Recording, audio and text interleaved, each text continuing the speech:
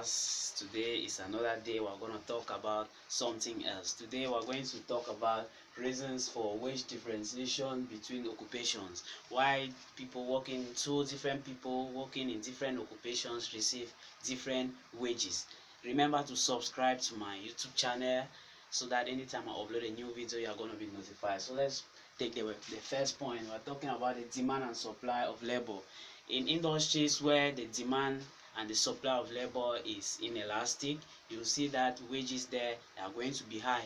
While in industry where the demand and supply of wages is elastic, wages there are going to be low. Secondly, we talk about differences in the cost of training. You know that there are some occupations that incur high cost of training and very long duration of training. Like let's take the case of a pilot.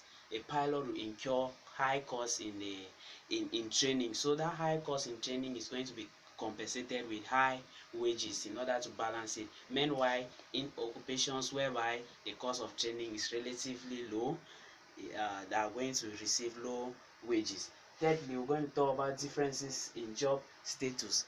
In some countries, let's take in the advanced countries, we'll see that jobs that are of high quality, they will be lowly paid, because there are many people that will want to do those type of jobs. But when other jobs like that are regarded as dirty jobs, few people would like to work there.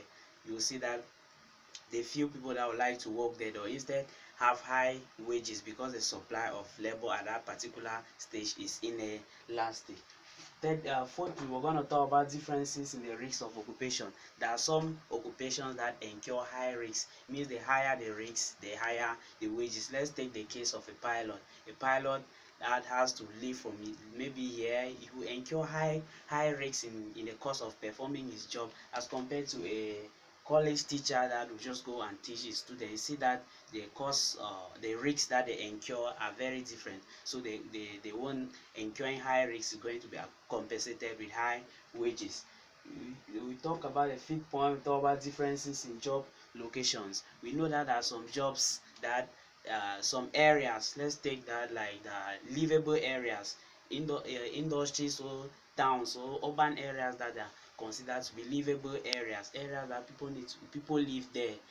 You will see that there will be high supply of labor, and labor will tend to be inelastic, as compared to smokestack areas. That's areas that the industries, they send out smoke in those areas, so they pollute the area. You see that few people will tend to live there, and the supply of labor there is going to be inelastic. So when you are with your friend, people are doing different jobs, when you receive different wages, you just have to know that maybe it's because of any of these points. So if you want to balance up with him, you follow this point. Thanks for watching, and remember to subscribe.